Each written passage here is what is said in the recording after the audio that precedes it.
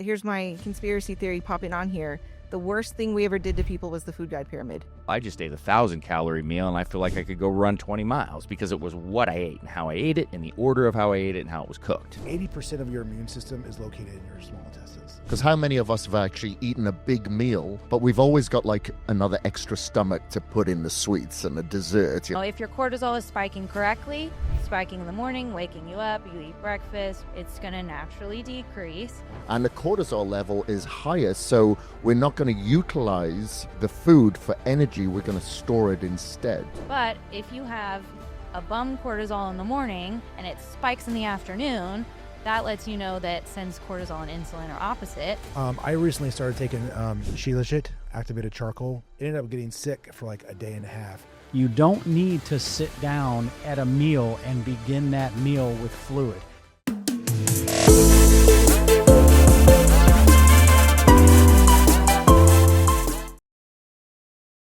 Well, I'll tell you, here's my conspiracy theory popping on here. The worst thing we ever did to people was the food guide pyramid. The worst thing we ever did.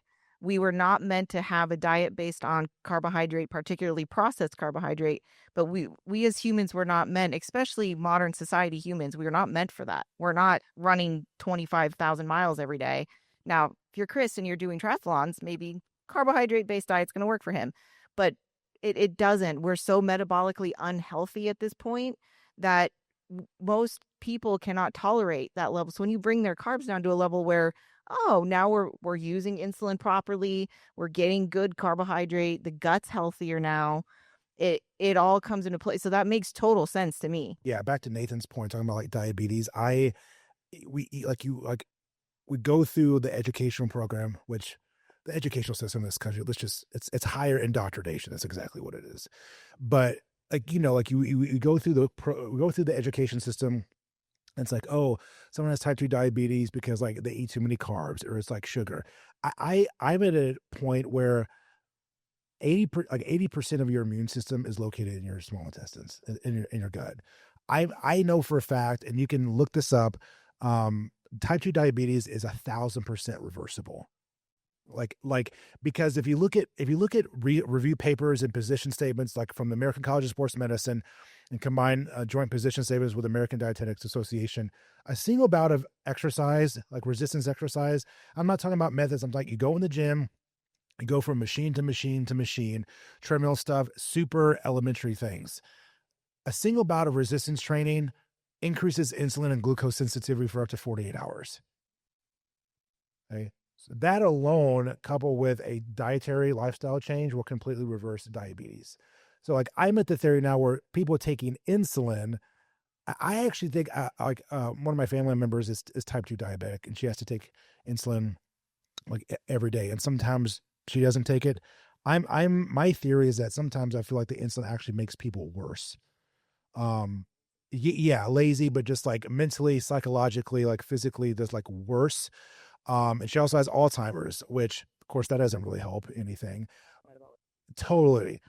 So most of these type 3 diabetes, most of this stuff is almost completely reversible just through diet and lifestyle changes. But again, we live in a culture that's, cheap, fast, convenient. People are lazy. We have 60+% obesity in this country. What's interesting, has anybody ever been to Asia? Oh yeah. What part? Philippines. Okay. I was in Singapore for a week, and then Bangkok, and then I was in South Korea last year. If you look at the rate of obesity in countries around the world, there's 182 countries. Japan has one of the lowest rates of obesity in the entire world. Out of 182 countries, Japan has one of the lowest. They also have fast food. Okay. Most countries have fast food. Now here's what's interesting about like Japan. Even though they have fast food, they eat a lot of fish, they eat a lot of rice. However, they have more physical activity. They walk everywhere. Okay. That's part of their culture. Also, that they don't have like 64-ounce buckets of like fucking fried chicken. Okay. So even though they have a lot of the same types of food that we do here in America, their portion sizes of any given meal is significantly smaller. You don't have a half gallon of popcorn, that type of stuff. But also, it's also a negative cultural stipulation to be fat. in a lot of these countries. Like when I was in Singapore, like I saw some people that had like a few chubby bellies here and there, no obesity. Same thing in Bangkok, Thailand. Same thing in South Korea. And then when I fly in back to San Francisco, like within the first hour and a half, I see like 500 obese people. So again, like even though we're the fattest nation in the world, but these things can be completely reversed. And a lot of that just comes down to, state, local, governmental policy. By the way, just never listen to the government. So many amazing things. You said the thing I like the best about the gummy bears, and I fight this. It's that calorie bro shit where it's calories in, calories out. And my main argument is similar to what you said. I said, you tell me that you take 500 calories of a Big Mac and 500 calories of probably 12 ounces of grass-fed 85% ground beef and put them in your hand, and you argue with me after somebody takes that in that their blood panels are going to look similar, because they're not. You cannot outwork a bad diet. You cannot do it. I don't care what anybody tells you. I don't care what anybody tells you about these numbers and these equations and all of this math and everything with the calories in, calories out thing. Go do a 2,000 calorie a day diet on good whole foods that we've all been discussing, and then do one on McDonald's, Burger King, pizza, cake, and do the equivalents. Go work out the same and everything, and then a month come and talk to me, because you're just setting yourself up for being diabetic, heart trouble, atherosclerosis, everything you can think of. You're putting oxidative stress, inflammation, everything under the sun. So, I always offer them, okay, let's test this out and let's put it on paper and see. So I guess what my point in saying that is that some of these things that get parroted and said and beaten down on you, when it sounds messed up, chances are high it probably is.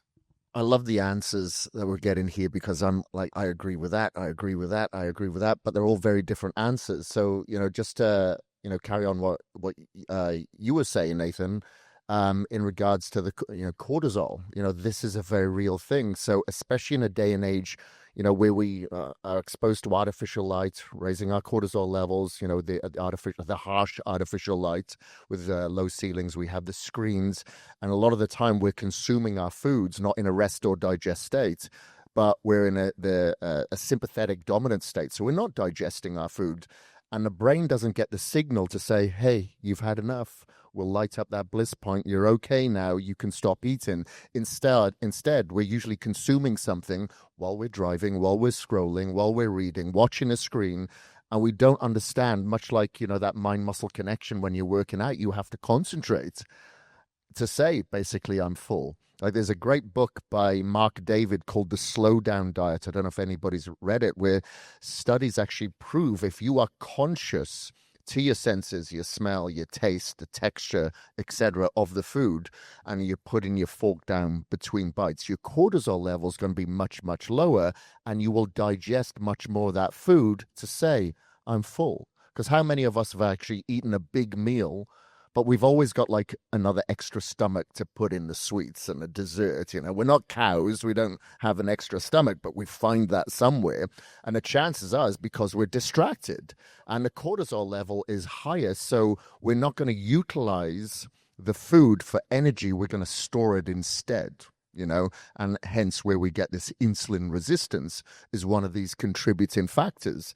And that's why we cannot compare ourselves to the next person. Or as you mentioned as well, we have this mitochondrial dysfunction where this engine is no longer circulating the food into energy that gives us now the enthusiasm to actually get up in the morning and exercise and work out. So it's a vicious circle. And a lot of the time, the devil is in these little tiny intricate details that we got to look at, as opposed to, what are my calories? What are my macros? There's something usually underlying that's deeper than that creates this resistance or dysfunction.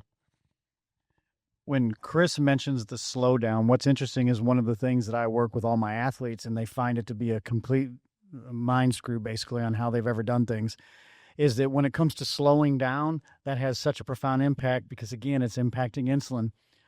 The first thing that people tend to do that they can correct is don't sit down at the table without being aware, without having awareness. As Kris said, slowing down, being mindful about those actions that you're taking. Because the first screw up happens the second you sit down at the table and you begin that meal with a glass of water or a soda. And it's not about the carbohydrates, it's about the fluid.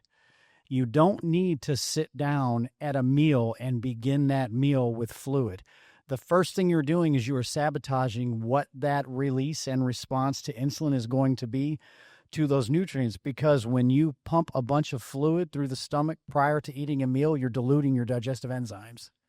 When you do that, you are now again changing the impact and the role that that food has once it's digested and reaches the stomach, because you're either A, heavily diluted to begin with, meaning you're going to have a little bit of a backup because there's just not as many available digestive enzymes to digest that steak or potato or whatever you may have, or worse, you're going to drastically impact the effects of insulin because you're going to take something that is supposed to be slower digesting to allow your body to naturally, over a span of 2 or 3 hours, assimilate and take those nutrients like the amino acids and stuff like that off.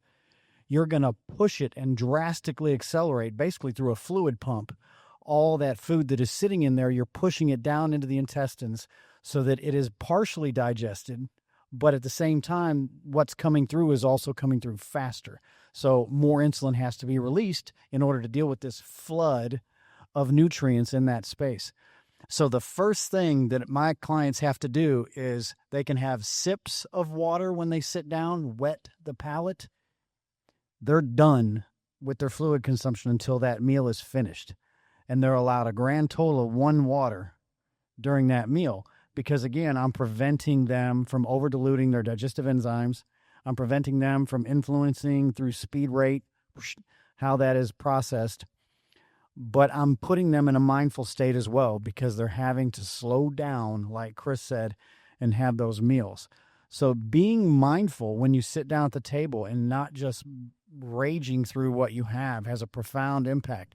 Because at the end of the day, if you ever watch animals eat in the wild, we're animals. We like to think that we're so much far above and beyond everything. At the end of the day, we're just animals that wear cool clothes. You never see a lion, a tiger, a rhino, any of these animals that are predators in the wild. You never see them kill their prey, drag it 8 miles to a stream, then have water from the stream and eat the lamb. Water from the stream and eat the lamb. They eat, and then they go on about their day until they come across water. Or they drink, and they go about their day until they come across prey. So we have got it all twisted about because we've overthought everything and we like the luxuries. But at the end of the day, if you look at the animal kingdom shows you how to sit down, slow down, and prioritize how it is that you approach your meals. And with cortisol, that too is something that is demonized appropriately sometimes and inappropriately a lot of times, because, you know, when you wake up, your cortisol is supposed to spike. That is its job in the morning, right? So that's another thing that, depending on what lab you're getting cortisol wise, are you just getting a blood test cortisol and you've woken up, they tell you to be fasted, or are you doing something like a 4-point cortisol salivary and it's showing you at multiple times in the day what is happening to your cortisol? That lets you know too, from, you know, a nutrition perspective, what is happening with the food I'm eating. Is my insulin working the way it's supposed to? Is the food I'm eating even getting processed, digested, and, you know, stored if it's supposed to for glycogen to be used later, or, you know, go straight to the brain? If you're exercising, be used right away. If your cortisol is spiking correctly, spiking in the morning, waking you up, you eat breakfast, blah, blah, blah, it's going to naturally decrease. But if you have a bum cortisol in the morning and it spikes in the afternoon, when most people are usually kind of, you know, they've had a couple meals, they're snacking, lunch is heavier, dinner is heavier, that lets you know that since cortisol and insulin are opposite, your insulin is going to be very dull in response to this cortisol that is now high at the wrong time. So a lot of times you could have this perfect diet. You could be doing what you think is great, but if you're not testing regularly, going beyond just the standard like clinical test, it kind of gives you that you're missing a piece of just your overall nutrition and what is actually working with you being given the tools. So I'll do, because we do all of those in our office. So I'll kind of give you from my perspective. I try to hold off on some of them, unless people are presenting with very specific problems, like they're just obviously presenting with maybe some gut health issues, vitamin mineral deficiencies, things that I can kind of very clearly see. I usually try to give them about 30 to 60 days. Let's clean up your diet and let's see how far we get with that, because sometimes that's all it takes, rather than spend $500, $600, $700, $800 on some of these special, which I love them. Trust me, I love data. I love the numbers. I think they're amazing. Right. I'm looking at basic stuff first. And then I usually I love doing it, but I also will, if the client is like, hey, can we do something else right off the bat? Or is this really worth it right now? A lot of times I'll say, let's give it 2 months. Let's change your diet first and let's see how you pan out. Because a lot of times I'll tell you things like IBS, things like, brain fog, that kind of stuff. You clean up somebody's diet and they go away. And now we're like, okay, do I really need to do food sensitivity testing? Probably not, because we're not even there anymore. So I do see value in them. Absolutely. Especially as we age. I think like metabolomics, I'm a big fan of that one. I think it can really narrow in if somebody's like not methylating or just B vitamins, things that they may not be absorbing. But I do try to clean up the diet first. That's first and foremost, because all those tests mean nothing if you're eating trash. Big point with what you're just talking about with the B vitamins too. If you have gut issues, the intrinsic factor for B vitamin absorption is in your gut. So that too, if you're really tired and Fix your gut. You fix your gut, fix your diet, a lot of times that fixes your energy as well. Yeah.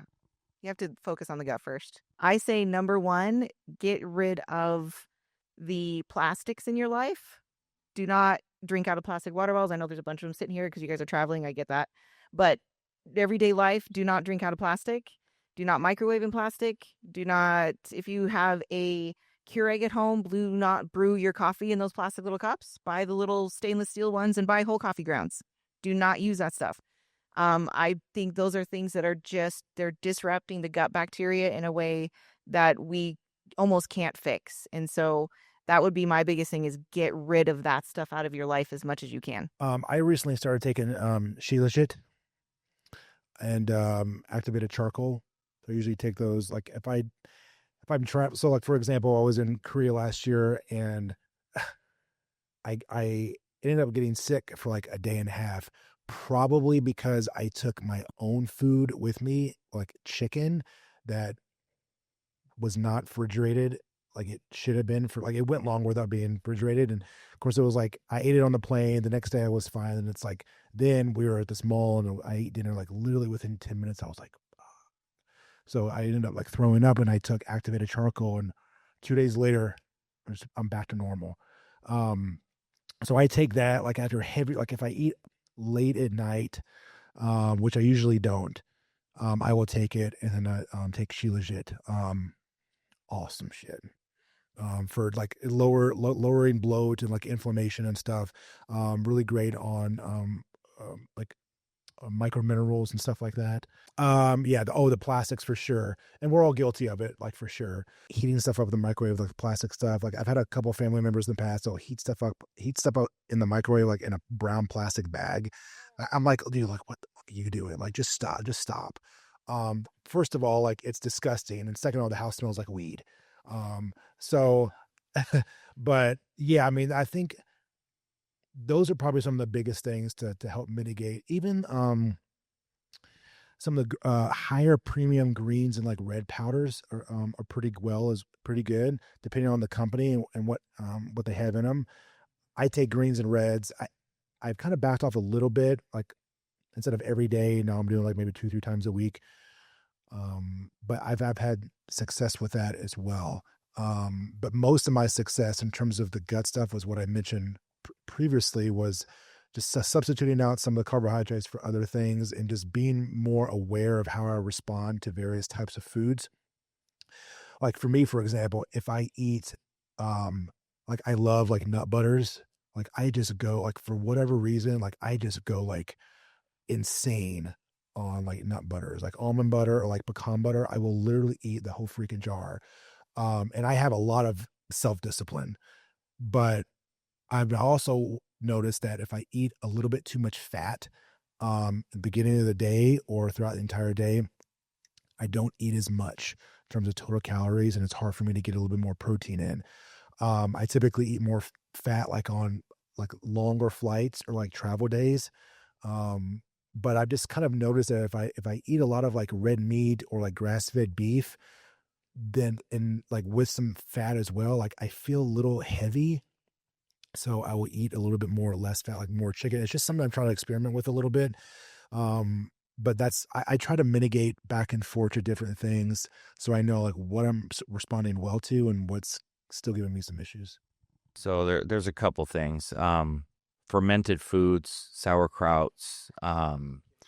Yeah, and like bitter is better. When you're talking about your gut, it's going to be things that you want to look at, avoiding like high lectins that like poke and getting more polyphenols and protections, and avoiding seed oils and processed foods and these things. They all aside from the gut, there's a lot of other damage that it causes, but like aspects that are, you have to pay attention and you have to see how your food's being cooked. This is like, for me, I don't eat out.